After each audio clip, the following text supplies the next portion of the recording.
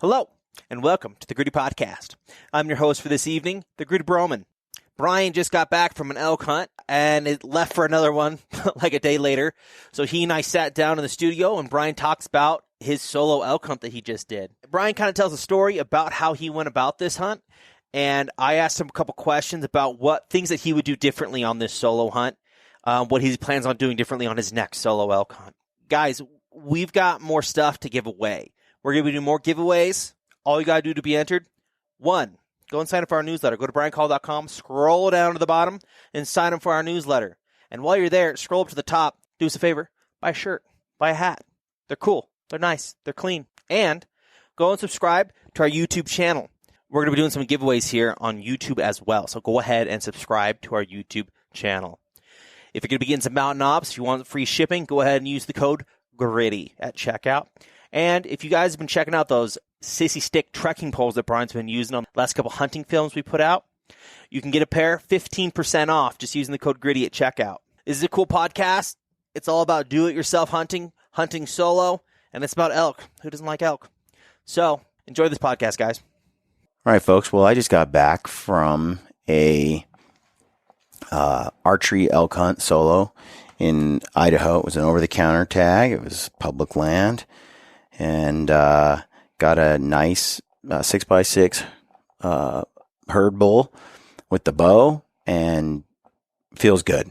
Feels really, really good. And I'm going to talk about this on the podcast today. I got Brent here, my brother Brent.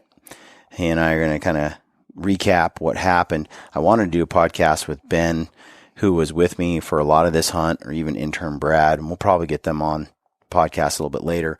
But while this is fresh and just going on, I'm just going to kind of tell people what happened and what the hunt was like. So I got a tag for Idaho, and it's funny because there's a lot of people that have written in, Idaho residents, that are like, hey, don't tell people you're hunting in Idaho. Well, last year I hunted in Montana and I had an awesome hunt there. Uh-huh. And before that I hunted in Colorado and I had an awesome hunt there. I think the hunting's pretty much I also hunted in Idaho last year and actually didn't like it. And this year I did like it. So there's elk everywhere, whether you're hunting Idaho, Colorado, Montana, Wyoming. Lampers killed one in Montana and he killed one in Wyoming.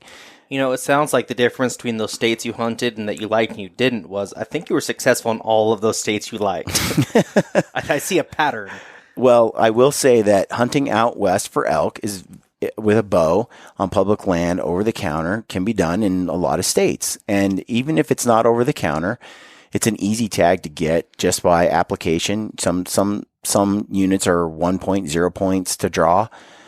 Montana is their general tag you put in for it. I think you should do the combo if you're going to do it and get the mule deer tag or the deer tag at the same time, because why not? It's only like another $100 or $150 or something to do both.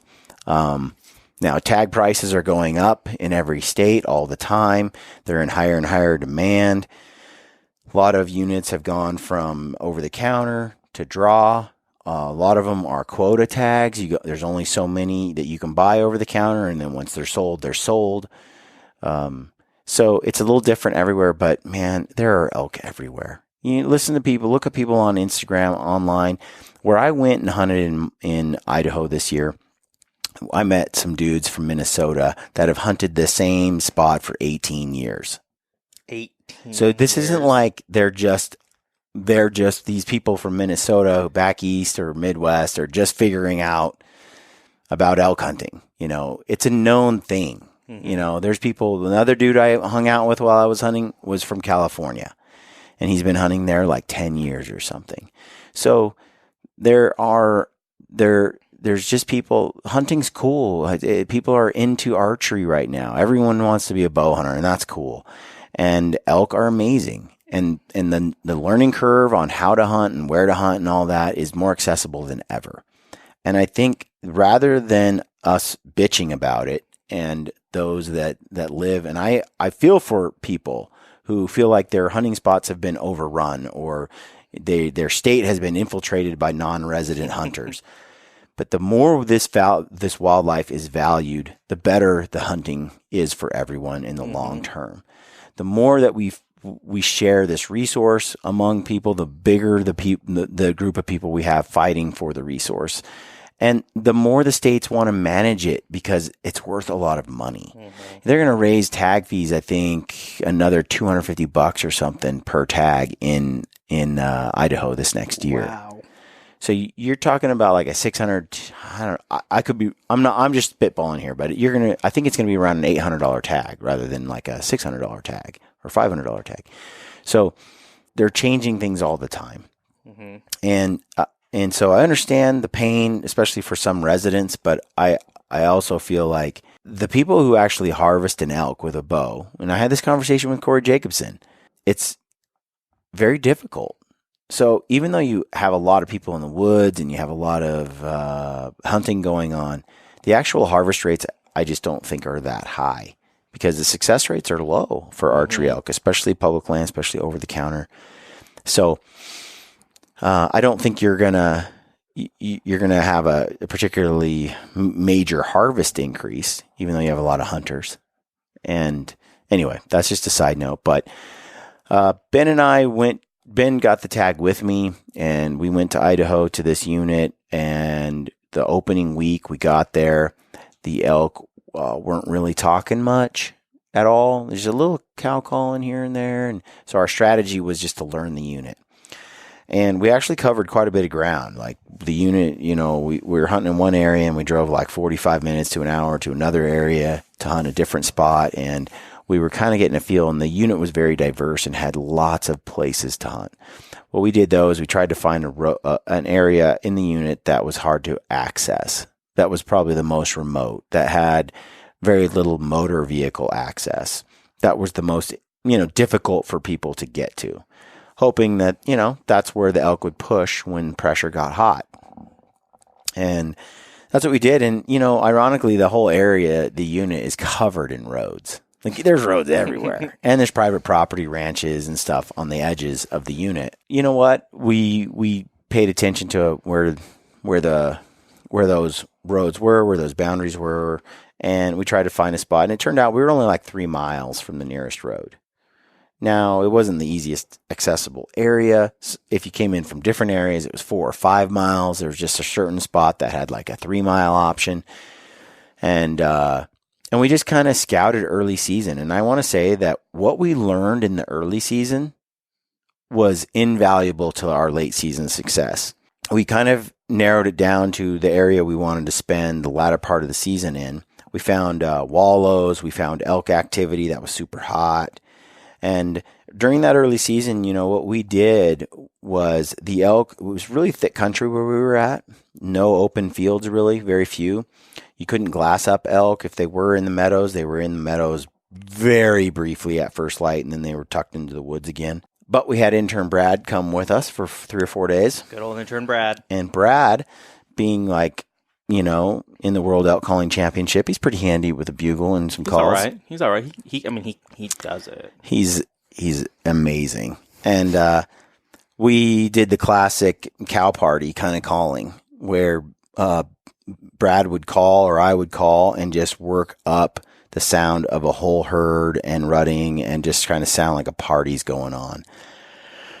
And what that did was the first couple of days, we're just stymied, we're not finding much.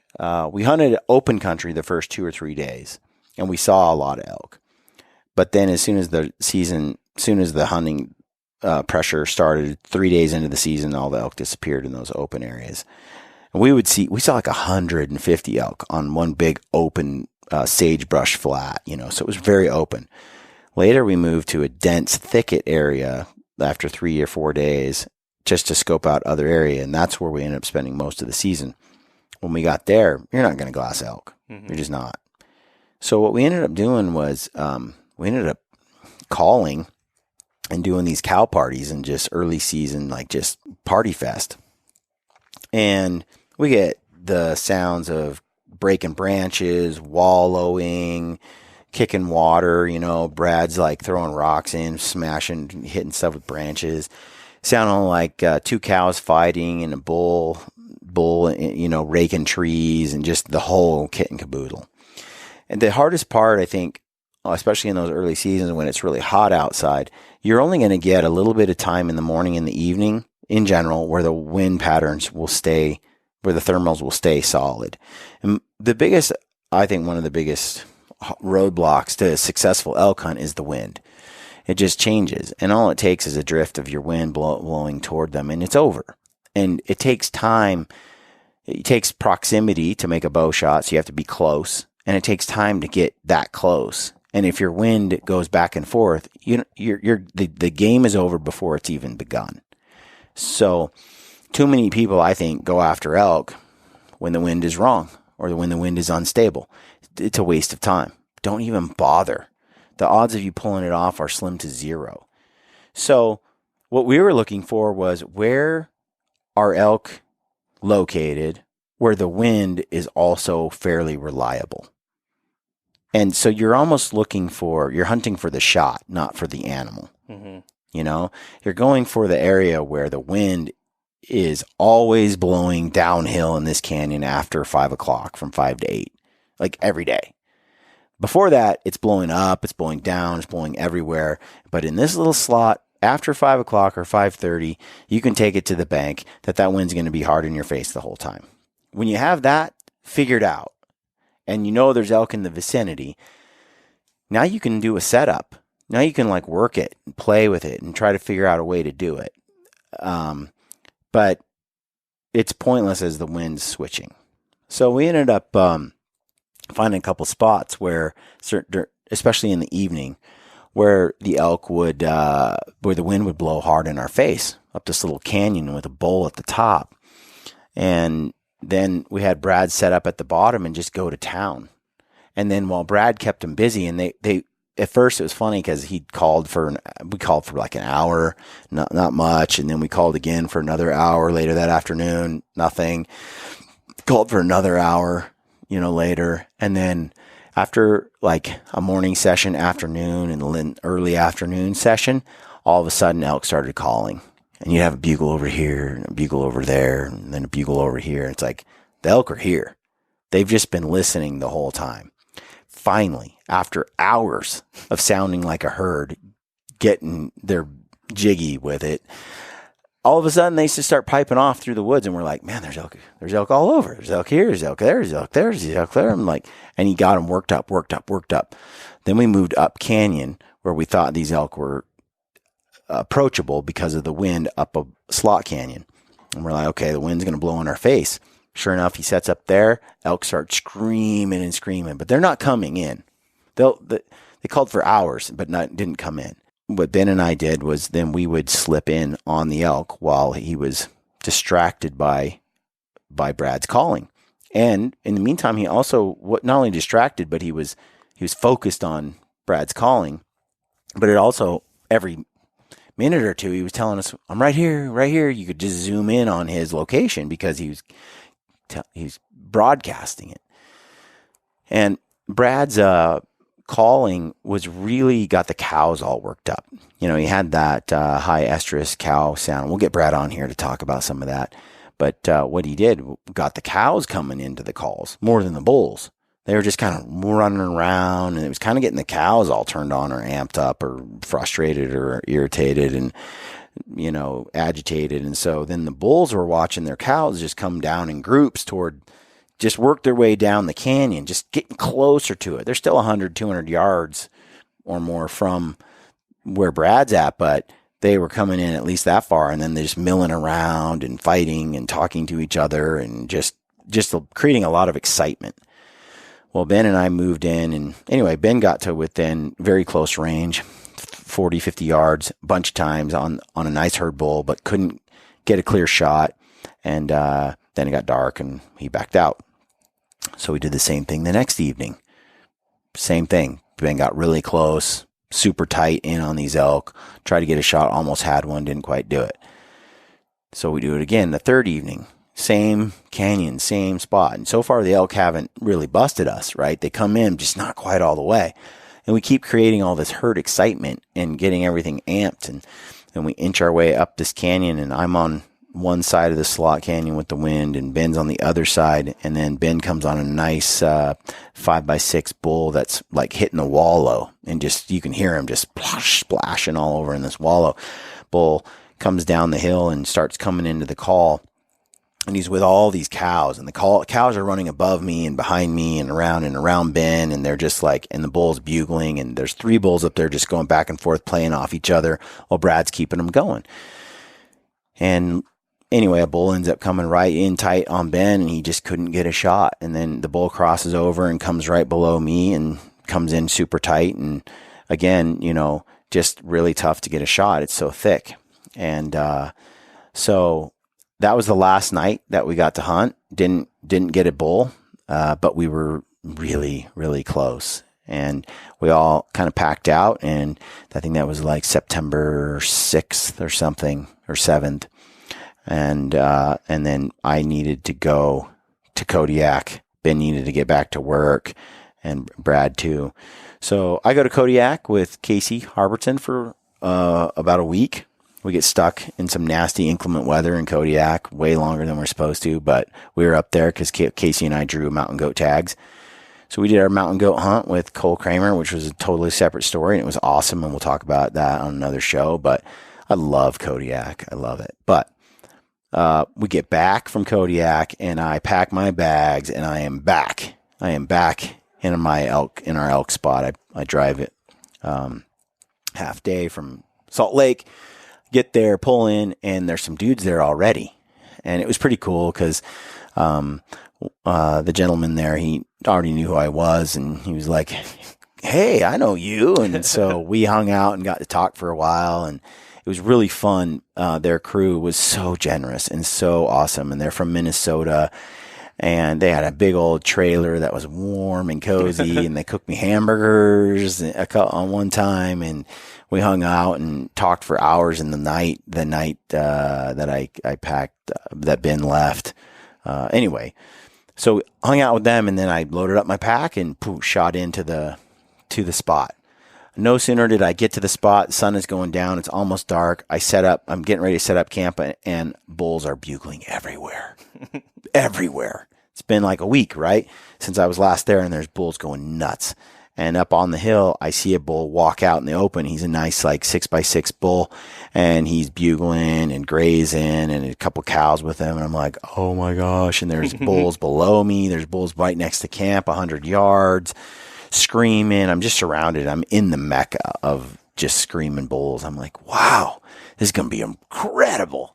Next morning, I woke up, bulls going off, just fighting, screaming. And I'm like, all right, man, I thought this was epic. I thought we found a honey hole. I thought this was going to be great. Here it is.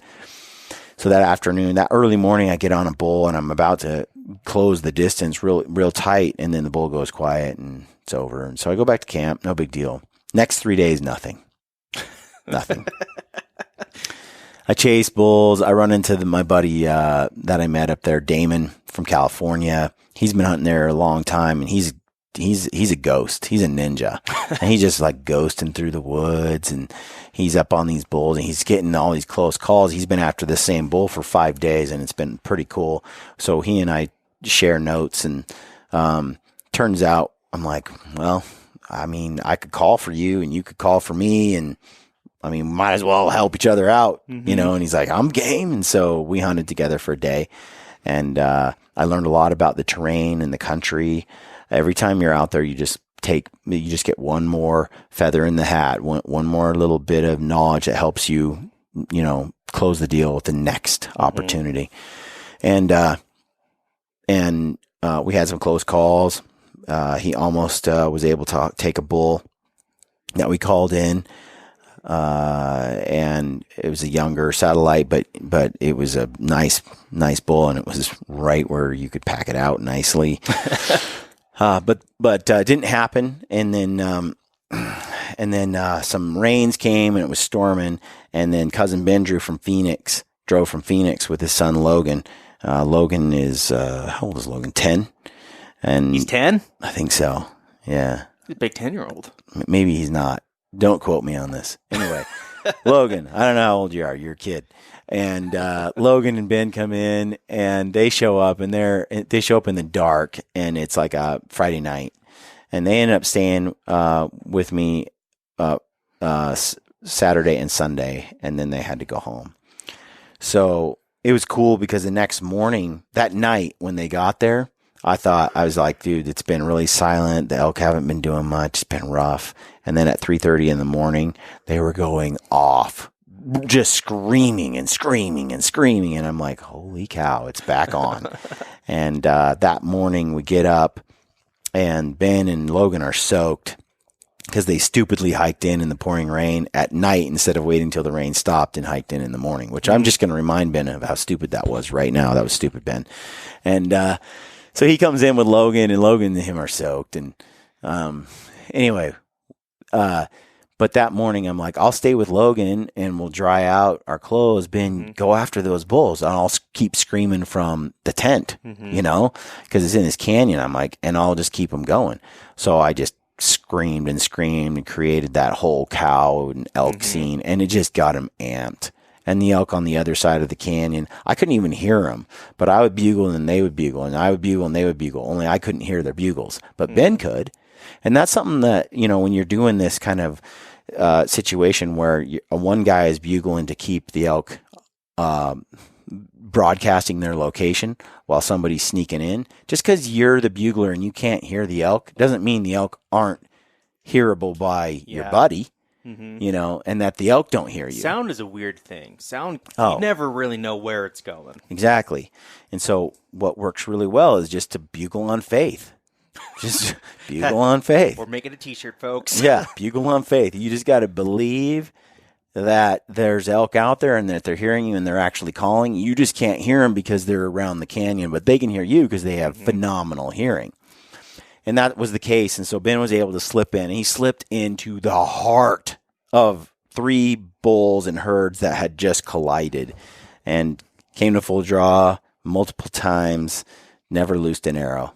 And he comes hiking back, and the good dad that he is, he hiked back to the camp instead of going after the elk because they were still screaming. I mean, there's chaos, mad chaos, because Ben went into the middle of them in this thicket, and he's like, "Where are they? I can hear them, and there's some elk going around." And I'm just gonna bugle. So Ben goes, "Rah!" And well, dude, he was like 50 yards from elk in this brush, and they all just erupted and screamed and caused fighting, and bulls were fighting, and he was like, "Whoa!" And so then it was just intense, like drawing his bow and swirling, and elk everywhere, and he had basically stirred up the hornet nest, and they had all kind of scattered and moved, but they were still calling like they do when their cows kind of get broken up.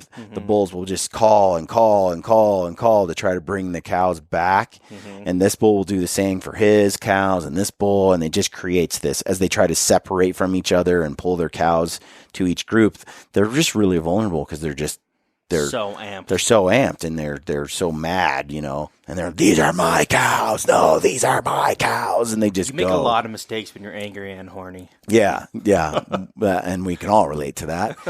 So Ben ended up, though, he wanted to spend some time with Logan. It wasn't just about him. And so he comes back to camp and he's like, "Brian, your turn." So I went out and was out there chasing elk and learning the area and everything. And I didn't get into them much. One thing we noticed on this hunt was pretty much after 10 or 11 o'clock in the afternoon, the hunt wasn't that good. And that was consistent throughout the whole season. It seemed like they were very morning elk. Yeah, they only really came out like half hour before dark and started talking. And before that, it's like they bedded and they would not budge. And it was a full moon most of this time, or at least partial moon. It was bright, except for the overcast and the rainy times that kind of covered the moon. But sounds like the elk had a gentleman's agreement.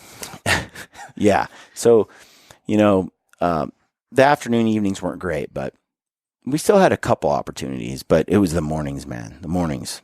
Get up bright and early, 4 hours before daylight, and get after it, because the elk were talking. You could slip in the dark, red headlamp on, ghost your way close. And like I said, having another guy, like we weren't able to call bulls. Everyone's different, right? And one of the things that I've learned is I could try to be Corey Jacobson, but I'm not. And He's not me. And it's the same for Phelps and same with Lampers. And there's some things I'm good at. I am sneaky. Mm-hmm. I am a sneaky dude. I'm good at stalking. I'm patient. I can take my time. I'm quiet. I move in well. I'm probably better at that than I am actually calling a bull in, reading his signs, and saying the right things to call him into 10 feet, or 20 yards.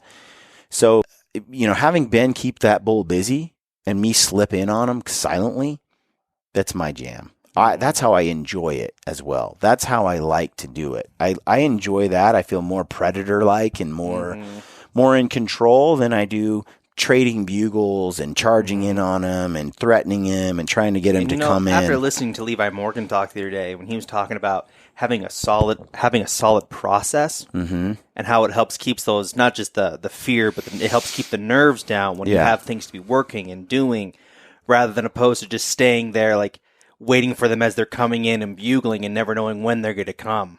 Yeah, when I'm sneaking in, I'm the aggressor. I just feel like I'm more in the moment and in control, and I feel more calm when I get close to get the shot because I'm so focused on getting to the shot that I can't sit there and wonder, am I going to make the shot? Am I going to make the shot? Is he coming? Or here he comes. Oh my gosh. Oh, when do I draw? When do I not draw? Like when I'm on the predator mode, sneaking in, it's just, for me, it's more natural. And I feel like I get a lot more action because a lot of times we push in and bugle and they just leave, or they go quiet. But from, across canyon, they'll bugle back at that bull. He's no threat. Yeah. And they'll just bugle and bugle and bugle and bugle. And then Ben and I just sneak in on him. So my mother-in-law has a term for those people that are big talkers. Mm-hmm. She calls my wife especially. It's all mouth and trousers. Interesting. It means they just walk around and talk a lot. Well, I'll tell you what, it was very cool to have Ben back there calling, but eventually Ben was just there those 2 days and he had to go. He and Logan got to watch a bull literally chase an elk for a couple miles through this open flat, disappear in the trees, scream, tongue hanging out. Cows' tongue hanging out. Their tongues crack me and up. And he is just chasing this elk up this canyon into the Mecca spot where all of them seem to just go nuts in this thicket of trees. So anyway, Ben had to go. That one day when he was bugling for me and I slipped in, I followed the same route that he had come up with, where he kind of learned from trial and error. Okay, the wind does this. Blah, blah, blah. It switches right around 10 o'clock. If you come from this angle, circle around this knob, pop out through this saddle, boom, you're right in the heart of it. And it's an approach that you can get in on this spot without getting picked off or scented. So I followed his playbook and I was using OnX Maps a lot, both of us, because this is really thick. And so I looked at his route. I'm like, oh, I know that route, walked right to it. I got 10 yards from a giant bull elk, and I have this bull glunking and chasing cows, and he's in my pocket. And long story short, I blew it. I blew it. And I should have capitalized on that opportunity. You don't have a lot of those throughout the season, and it just, the difference between those that get it done like Ryan Lampers and those that sometimes get it done like myself are, Ryan doesn't mess up on those scenarios. He's done it enough times. Sometimes I'm still figuring it out, but I learned one thing. There's a dense thicket of brush that's about 10 yards distant. And then beyond that, it was open. I just had to get through that 10 yards of brush. And then I would be on the edge of an opening where he was chasing cows. And I had the wind in my favor for another 30 or 40 minutes. Most likely he wasn't going anywhere. He was just going to be right there, still glunking and chasing cows in 2 or 3 minutes from now. All I needed to do was kind of ghost to the left and sneak through some bushes. And he was so busy and distracted, he probably wasn't going to see me. And then I would have a full range of shooting lanes and opportunities to take this bull. But the bull wheeled left, then came right. And as he was coming right, there was going to be a 2-foot opening that I have a shot angle through, like a hallway, a very small hallway. And I'm like, if I'm at full draw as he's coming down this hallway and I stop him right there, then I'll have the shot. And I got anxious and excited. And as he came toward the opening, I came to full draw and I was like, "Nyah!" And then you try to stop him. Well, now I have just the option if he stops where he's supposed to. Now, elk don't just stop where they're supposed to. They're chasing other elk. Other elk are calling, and he's glunking, and he's focused, and he kind of ignores my cow call and steps a little too far through the window, my shot window. Now he's not standing where I need him to be, but now I've given away my location.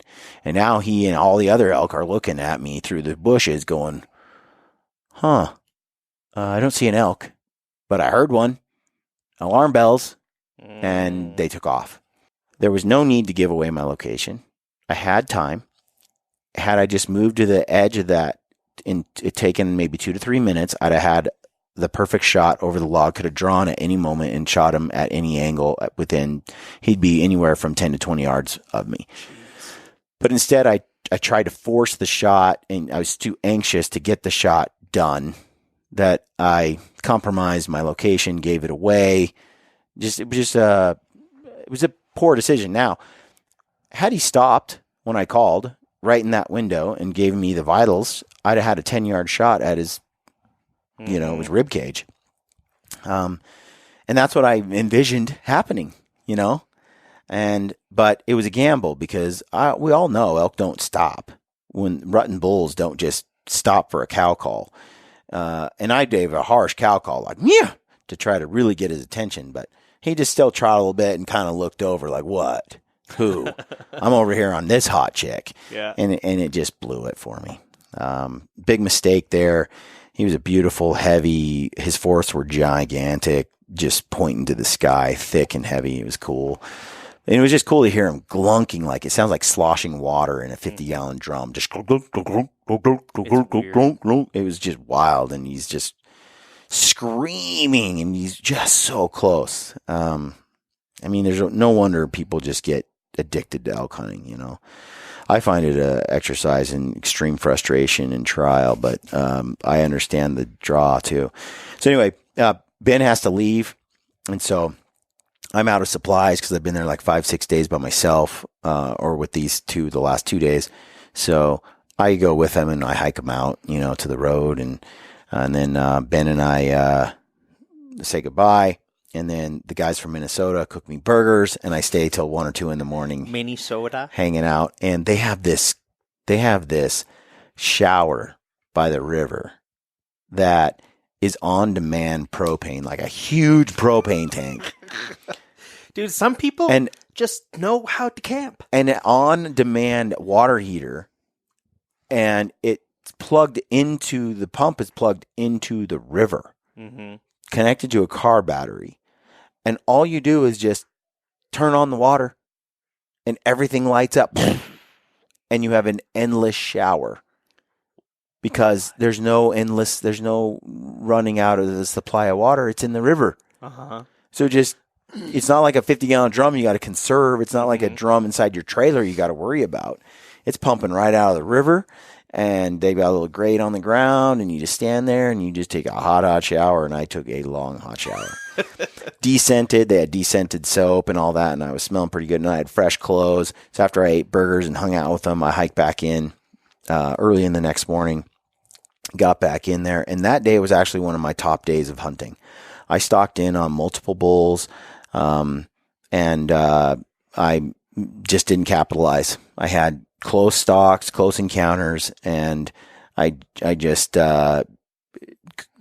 messed up. I'll tell you what I did. I might as well, whatever. I dialed my sight for a longer range shot and forgot to dial the sight back down. And I shot over a beautiful bull's back.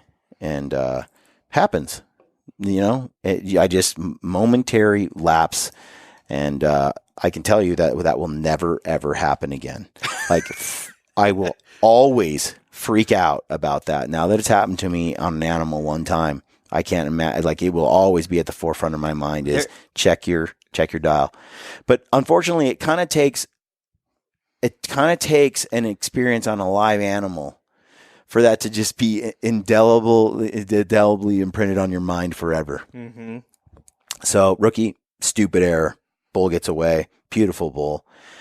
Next few days, I'm hunting by myself. I'm running low. It's cold. It's getting wetter. I've got the Seek Outside stove going. That's nice. I stop running the camera. I'm feeling kind of down. The elk actually go pretty silent after that. They're not talking hardly at all. I can't buy a bugle. In the morning, there's like a bugle for just a minute, and then it's gone. The elk go super silent. They're not traveling like they were a few days earlier.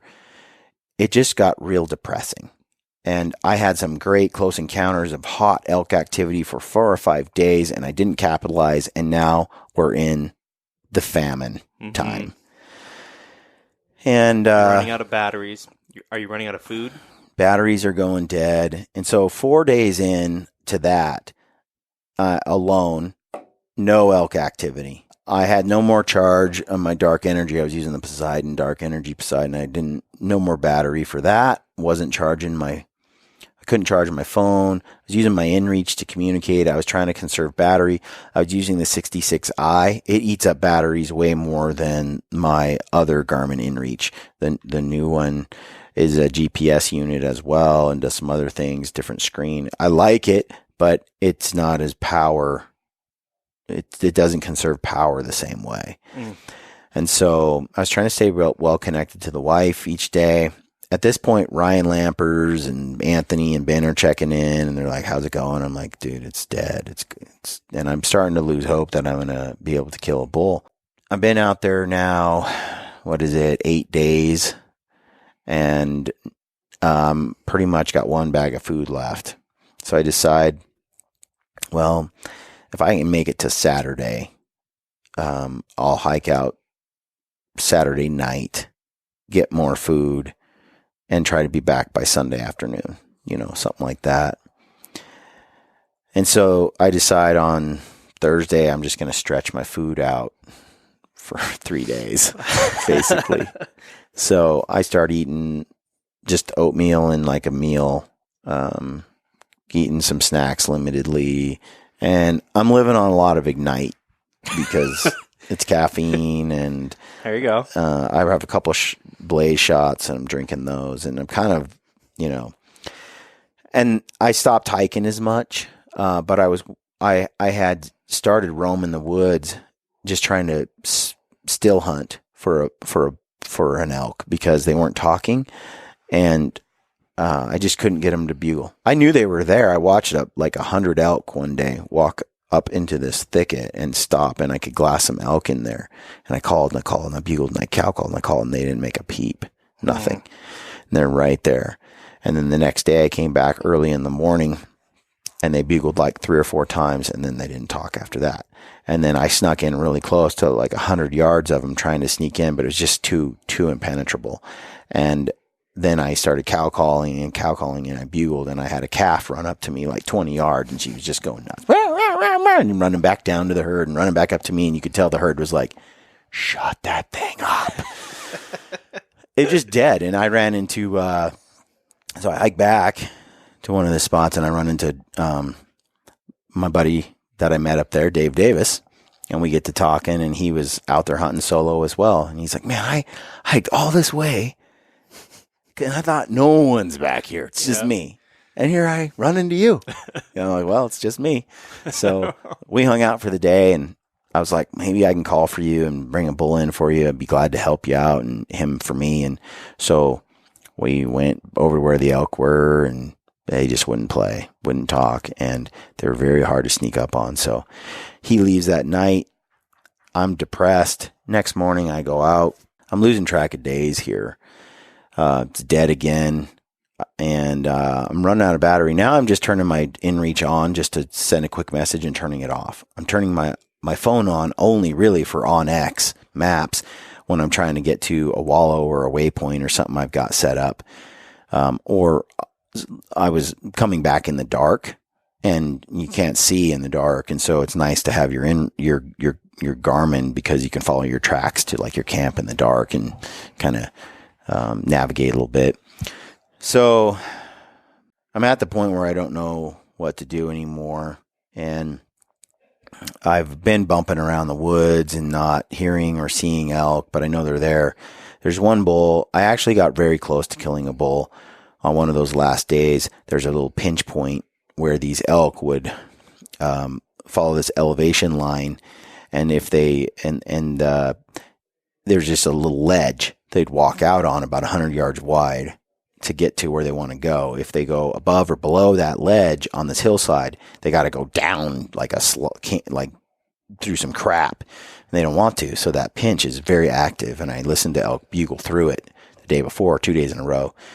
So I ended up sneaking over to that pinch, and I sat on it, and I had a bull at 9-10 yards. I see the top of his antlers, just see him screaming. But the cows were coming across at the same time. I passed on 2 5x5 bulls. And this is like 2 days before I shot my bull. And I'm like, dude, I could shoot that 5 right now. I could shoot him right now. But I really wanted a herd bull. That's what I had gone for. That's my goal. And freezer's full. And, I don't know. That was what I wanted. And so I let that 5x5 go. And then I saw another 3x3 come through. But I was so sure that big herd bull was just going to walk right in their footsteps in a minute or two. Well, he comes so close. And then as they do in the rut, something happened, and he runs down the hill chasing something, and he goes up here, and then he ends up coming down below me. So I start sneaking down. I get in position, and he's literally just probably, I don't know, a few yards from coming over and giving me the shot I'm looking for. But the cows are coming over ahead of him, and now some are coming past, and they're going downwind of me. And calf ends up walking from me to you Across the table. And I'm just sitting there, and I just need that bull to come. And the calf comes and stops where you're at and is like, what is that? And I'm like, just keep walking. You're dumb. You're young. You're stupid. Just keep walking. I'm just a tree. You dumb baby calf. Shh. And this thing it could sense my animosity perhaps, but it spun around and runs into trees and bushes and just freaks out and tromps and just panics and runs back toward the rest of the animals. And that bull just runs and takes his cows all the way up the hill. It was just... And I thought that was my last chance because the next 2 days were really dry and nothing happened. Anyway, I packed in a tree stand, which the Minnesota guys thought I was insane for doing. So I have this lone wolf tree stand, hang on, and my steps. And I had used it throughout the trip intermittently, and it had been a great research tool because right at the peak of this mountain, the very, very top, the highest point, it was a little crossing pinch point where elk would cross that spot because they don't have to climb, and they can get from one side of a rocky ridge to another through that little saddle. So elk funneled through that a lot, and it was only 100 yards from where Ben got into all those elk. So it was a hot spot. It's a travel pattern. It's where the elk want to be. So I decided, I got nothing to go on. I'm going to go hang that tree stand up there. I'm going to put it like 45 feet in the air. Jeez. And so maybe it's not that high, but it was high. It was to the moon. 45 feet in a tree is scary. It is. It's scary. I'll probably die someday in a tree stand accident. Most likely. More than I will anything else. It's probably the most dangerous thing I do. Anyway, but I did have a safety line and all that. I hung the steps. And when I hang the steps, I hang them, and then I have to swing up to the first set. And hang on them. And then I do the next one. I do a couple pull-ups, and then I shimmy up the tree so I can basically get 10 feet of height out of 2 steps You're or going more. to die with this method. It's not... I've got a rope around the tree, so in case I slip and a harness on. But you can just fall and snap your hips. But, Hooray. but anyway, I got the tree stand really high because my whole point was just to keep my scent out because it's shifting all over. Mm-hmm. So I climb up in there. I get above the swirling wind. I got up there super high, and then the winds were blowing in all directions, and I'm like, but I'm really up there, and I'm at the peak of this mountain. And so if elk come right through this bit, my scent's probably going to go right over the top of them. And I sat there for 4 or 5 hours. I sent out a few last-minute texts to Ryan and my wife and Anthony. And I had no longer just finished sending another text. InReach is on, phone is on, because I'm using my InReach and phone together. And I begged a charge off of Dave Davis from Draper, Utah, because he had a dark energy actually in his backpack. And I'm like, really? Sweet, because I don't have any more electricity. Because I kept turning my phone off. I'm like, well, the elk are over here, but I turned my phone on. I'm like, and then I turn it off. He's like, I got a charger. I'm like, oh, sweet. So he let me charge my phone on his charger that day, which gave me a little extra time. But anyway, I'm in that tree stand and the wind's blowing in all directions. And then the elk, I hear the elk bugle just a little bit faint. Mm-hmm. And then I can see them. And they hadn't talked. It wasn't like he was bugling loud, but he was bugling. He was giving a little bit of sound that evening, which had been silent for 3 or 4 days. So it was about freaking time. So he comes over that saddle and I watch him. And it's him and about 6, 7, 8 cows, I don't know, and then another 6x6 herd bull or satellite bull. Nice satellite. I was going to shoot that satellite if he was acceptable, especially since there was no days left and I was out of food. I was going to say, dude, the amount of time left in standards, there's a mathematical equation that goes. But you know what goes through my mind, Brent, during that? It's you can't shoot the herd bull if you shoot the smaller bull. Mm-hmm. Like you can't. And who knows what happens the next day or the next day. If there's 3 days left in the season, if you just put yourself out there, you put yourself in the mix. You're not on your couch. You're not in your tent. Like you're in there trying. It's like a matter of time before something sweet happens and you get the shot. I mean, it goes from, that's how elk hunting seems to be to me. It goes from dire, low odds, this is never going to happen, to, oh, well, that was easy. That was a 12-yard shot, giant bull. Like, it just... That's my approach to dating. Just go out there. If you throw enough Hail Marys, you'll land a hottie. Exactly. Hey, it works. It's odds. It works. It's just it's taking the risk, right? Mm-hmm. It's like getting out there. So I decide, so I slipped down out of the tree, and all week I've been wearing those stockings. Mm-hmm. And it's not that I couldn't be quiet with my boots on, because I was actually pretty quiet. So you couldn't be quiet and move fast. Mm-hmm. Like, I got to go a lot slower with boots on than I do with stocking feet. Mm-hmm. I can just zoom through some stuff because you can just feel the ground and you're not breaking branches the same way and you're not rubbing up against branches. So anyway, I slipped on those stockings and I slip a darn tough sock over the stocking because, you know, I've said like the bottom of the sole, a little bit of felt or something. You need a little felt or something just to cushion the steps. Mm-hmm. So I started wearing my socks, a pair of socks over the stockings. It works great. It works great because they don't slip at all. Mm-hmm. And so you got the stocking like fitting your foot, but then you got the sock over the top that's just solid, quiet, puffy, soft. And I just slipped in on these elk and got to where the cows were. It was about 200 yards or so, I think, where I had to like go from the tree stand through the woods. And I got up on the group, and they were just kind of milling around, and the bull was focused on the 2 other bulls and kept chasing them around and trying to get them gone and to leave, and they were just kind of hanging out, and they were all so distracted. And the wind was blowing in my face. I couldn't believe it. I was like, hallelujah. And it was the evening. I was like, this is just unreal. Like I said, I mean, you just need things to work sometimes. And it just happened to be. And it had rained so much. The ground was quiet and soft. And here I am in stockings, like, so crept right in there and was able to take that bull at 30 yards. It was kind of on a slope. And so he was a little downhill, like I said, and that arrow seemed to pass. It seemed to hit just in the shoulder, mm-hmm. a little bit behind the shoulder, right where the leg swings back, which is not where I want it to be. It's a little far forward, but it passed through. The arrow ended up going through the shoulder bone in that and going all the way through the entire body cavity and exiting about center of the lungs on the offside. And how many animals? Big star hole with the Valkyrie broadhead, but it just punched through the entire body, even though it had pretty good resistance right there at the shoulder. So that's why I wanted to shoot that setup. That's why I've been shooting that setup, is because I just think I got to wonder, if I had shot some other type of broadhead without the heavy FOC, without that giant 200 grain broadhead, without the design it is, would it have penetrated? And it's silly that I ended up being that close to the shoulder. So one thing with elk, there's a lot of kill zone. You need to back off that shoulder. There's so much kill zone behind it, but it is a habit for me to aim right up that crease. Yep.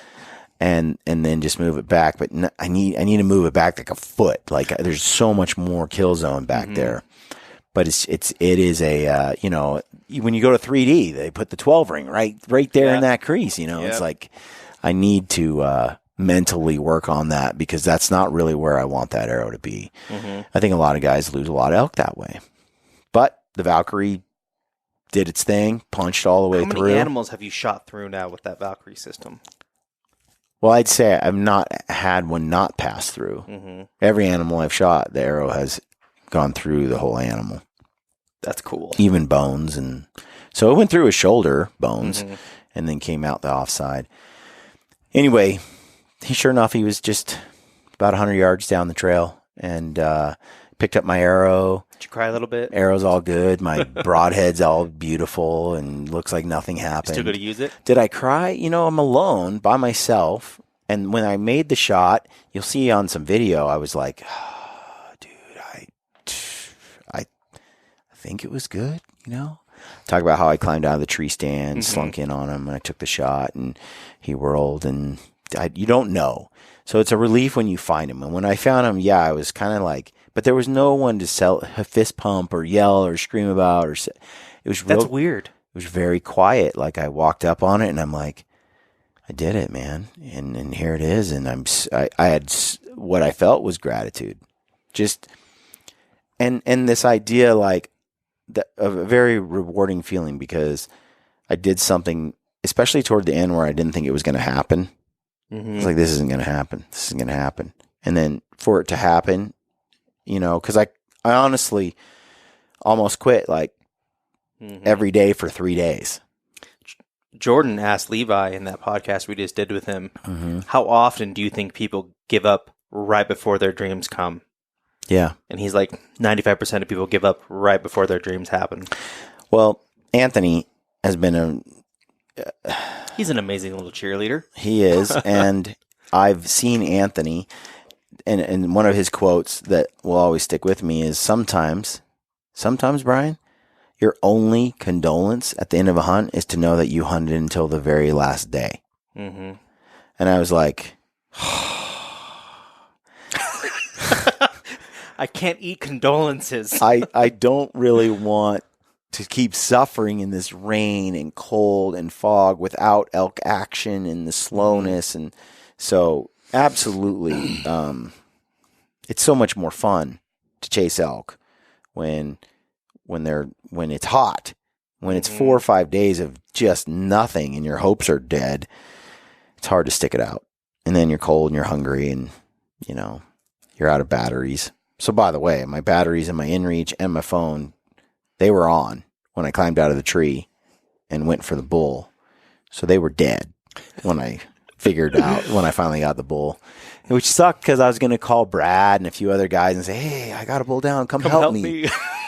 So here I am in this dilemma. And I had the forecast on the inReach that I got that morning. So I knew that rains were coming that night and the next morning. And then it was going to be sunny for an afternoon, and then it was going to pour again. So I was like, you know what? And the bull died. It ran downhill, straight downhill toward the base of the canyon. So he's only like 100 yards from the main trail in and out of the area. And so I ended up just breaking him down that night, getting him all busted apart. And then I ferried him down to the main trail, and then I leapfrogged him up about a half a mile to a point where the next like 2 3/4 miles are all downhill.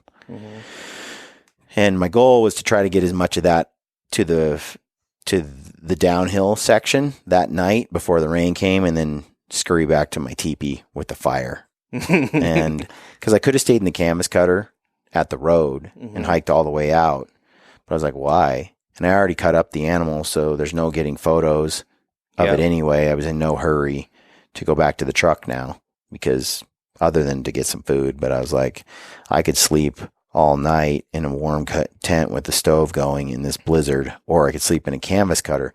The canvas cutter is comfortable and it does a job, but there's no stove in the morning. Yeah. You still got to like get yourself out of bed. Like I would just roll over, throw a match into the stove and it would just get hot. And then I'd like, oh yeah, it's so easy to climb out of bed in that. It's a lot different when it's still raining and you're trying to climb out of a canvas cutter. Mm-hmm. So, I decided to stay. So I ferried the stuff up there, scurried back. Next morning, I made my trip out to the truck and dropped off a load of meat. I had to take 2 trips of meat out of mostly all meat. And then I ended up coming back, and it was sunny later that day.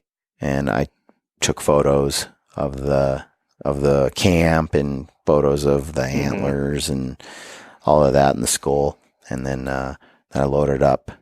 And then the last load was all my meat, leftover meat, the camp, my tree stand, everything. I want to say, so people were asking, like, how many miles was it total and blah, blah, blah. And, it was like 18 miles of hiking. For how many trips? It was like 6 miles round trip 3 times. And I took like 125 pound packs out each time. 120 pounds, somewhere in that ballpark. So, but keep in mind, it's mostly all downhill at the end of the day. And it was, what was great about it was the downhill, and it's only 9 miles of packing. I'm going to say some people are not going to agree with you on that it was only downhill. I know some people who hate going downhill.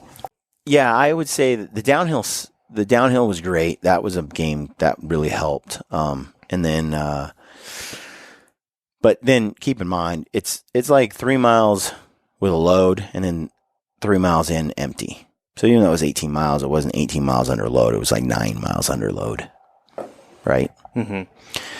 But it made me think about it, because Lampers has gone back for elk 8 miles. A couple of times. So you're talking, some 32 miles he hiked rather than 18. I love Ryan, but Brian, it's clear he has some screws loose. I actually enjoyed the packing out. And what I would have done if I was deeper is I just would have taken more time to do it. I would have taken multiple days. I was able to do it in a day and a half. I just would have done a load a day and just spread if I got the time, So I have a question. You were out there for how many days total? I think opening season and then late season, I think it was 16 days. 16 days. And how many of those were solo? About 8. Okay. So my question is 8 or 9. 9 days were solo. What would you do differently for the solo part? Okay, so I really liked how I did everything. A couple of things that I would have liked to have done differently. I would like to have had some kind of water bottle that was collapsible that I could use a Steri-Pin on. So Ryan's Hydro Flask, that's like a Nalgene sized plastic that just sandwiches down. That would be really nice, because there were a number of days that I just didn't take a pack with me, because I was just ninja stalking through the woods. I just had a bow in my hand, I had a Steri-Pin in my pocket, and I ended up having to carry that water bottle in my kangaroo pouch on my Sitka hoodie. It was really it was really annoying, and then I had food in a couple of pouches. I took the belt pouches off of my Stone Glacier and I put them on my actual belt on my pants. And so I had like a mini fanny pack. I had 2 pouches, which could carry a day's food and a little extra supplies, some calls. And so I like to go light sometimes. So, I've heard people say they take the lid off of the pack of the Stone Glacier and use it as a backpack. There's that as an option. Ryan told me he was doing that on his Wyoming hunt. It's not exactly designed for that. The Kafaru lid does do that. It turns into just a backpack, the guide lid. So you can just do like daily excursions with a little pack on. But a water bottle that's collapsible and some kind of, fanny pack carrying, like something that I can just go on a day's hunt with while I leave everything at base camp, including my backpack. Batman just uses a utility belt. Well, I will say that those pouches work great. The oversized large pouches from Stone Glacier, slipping those on my own belt was actually ideal. So if I had had a water flask, I would have just used 2 of those big pouches just on my hips. I had the gun on my hip as well.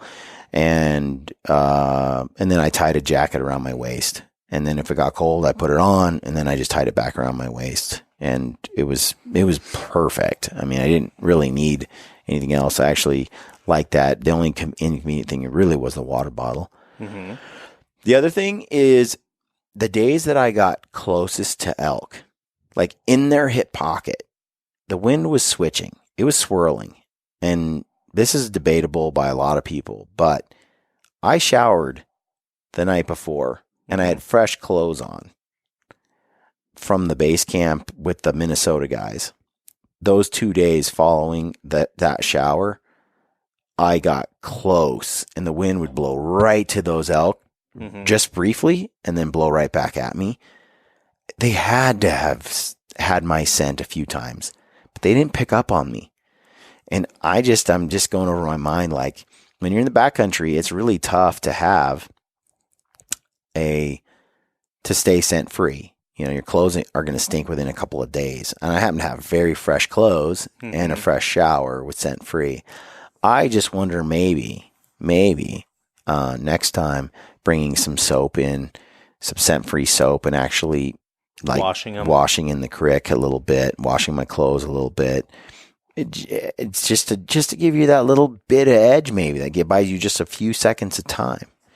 So next time, I normally don't bathe much on a hunt like that. You just play the wind, but wind switches, and I think it does. I think it did help me to have super clean body and super clean clothes. I just think that the elk, where I was ripe before, I mean, just a slight breeze and they were like, boom, they were gone. Yep, nope. And it was like 7 days of no shower. I was ripe. I walked up to the guys in Minnesota and they were like, whoa, you want to use our shower? So yeah. So collapse a water bottle and some soap to clean off your butt. Yeah, a little bit. Yeah. I think that's something I might bring next time. Shooting wise, I want to be a lot more familiar with my bow. I just feel like I'm always, I went tack and I did that and I drilled it, I did great, but I think everybody that goes out, just more time shooting just gives you that much more ability to execute in the moment. Now I feel really good with my shooting right now, but I just feel like that's always a point of improvement for me. But there is no replacement for making the shot on a live animal versus on a target. Like when I shot over that bull's back, really made you think, like, what's going on? I didn't dial my slider back, so that was a big part of it. But you're just sitting there going, man, I was awful nervous on that. Had I been more calm, I probably would have remembered. I was so ultra focused on the stalk, and I got myself in position, but I screwed up on that simple archery step. And had I shot the sight and the bow way more often, because I was shooting the Garmin Zero a lot. Well, it's not a slider. Nope. So here I am in Idaho where it's not legal to shoot the Zero, and here I am with a slider. So I was out of practice with it, out of familiarity with it. I probably would have remembered, because I probably would have screwed up on a target or two if I had used it a lot more and then gone, oh yeah, don't forget that. But it had been a long time since I didn't even dial. I shot out to 50 yards, which is my 3-pin slider. It's out to 50. I never even slid it most of the months leading up to it. And so I just didn't have that familiarity with the weapon. So anyway, that's it really. I boiled the skull and got the meat all taken care of, and And Ryan Lampers kind of gave me a little direction on the skull. It was really easy. I boiled it with a 100-quart pot I got from Cabela's on my Camp Chef. Boiled it, and then I took my pressure washer and just sprayed it, and it was done. Like, it was pretty much, I had to scrape a little bit and put it in their pot a couple of times. But here it is. It's pretty clean. I'm going to bleach it in a couple of days, and it's all taken care of. Got everything handled. So cool. Yeah. Anyway, I would say that the key takeaway for me on this is you just can't give up. You know, it would have been so easy to quit 3, 4, 5 different days in there where it was like, let's call it a season. You know, it's very easy to mentally break down when you have a bull of your dreams and you screwed up, and then you have another bull of your dreams and you screw that one up too. But Corey Jacobson said on that podcast we did about killing elk just a couple months back, he's like, Brian, the deal is this, that it's the people who screw up and try again the next day and screw up that day and try again the next day and screw up that day and try again the next day that finally pull it off. And so you just can't let those mistakes and those failures stop you from sticking it out. And it's just time. One thing I tell myself all the time, it's like, put yourself in those positions, try.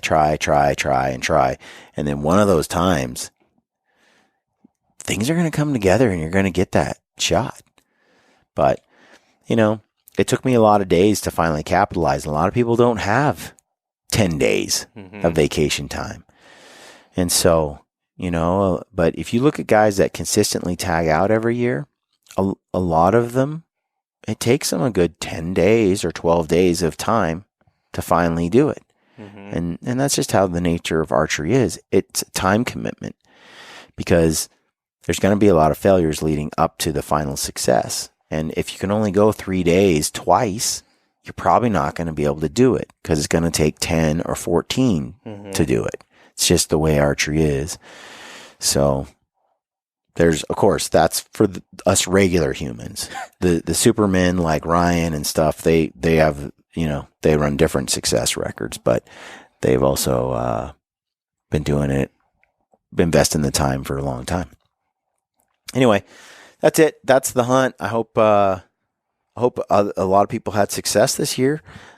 Feels good to have meat and to have a bull and to do it. And it's just got me more excited to take what I've learned, the tenacity and the resilience and the drive and to apply it next year and see what I can do.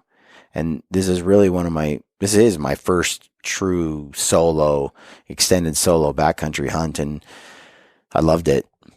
You know, there was a time where I thought, man, I might get bored not having anybody to hang out with. I actually enjoyed it. And then when Ben and Logan came, I liked it for a couple of days, and then I wanted to leave so I could have a place to myself again. So it's funny. Yeah, I really enjoyed the solo experience. I'll do a lot more, I think, of that. So, all right, folks, thanks for tuning into the Gritty Podcast.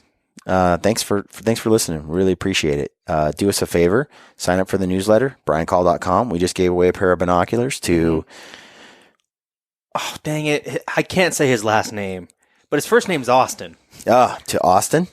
And we're going to have Austin do a little Skype call with us. And you guys can, I want to talk to him about his binos, and, it's cool that he won it. We're going to do some more giveaways. Sign up for the newsletter. We're giving away things to people who signed up. It's really sign up for our newsletter and sign up or subscribe to our YouTube channel. We're going to be doing some giveaways through YouTube for a couple of for those that are subscribed. Awesome. And then we got video production underway, but we're not really dropping anything right away. We're going to wait till kind of people are done hunting and done home. hunting. Yeah, and they're home again. Use the code GRITTY at Mountain Ops and you get discount, 15% off, or get free shipping, or it changes. It's a rotating code. Right now, I think it's really set at free shipping, but use the code GRITTY and you get that. And then use code GRITTY at Sissy Sticks. Yep, and get 15% off Sissy Sticks. So, super cool. Thanks for tuning in. And good luck out there, and stay gritty.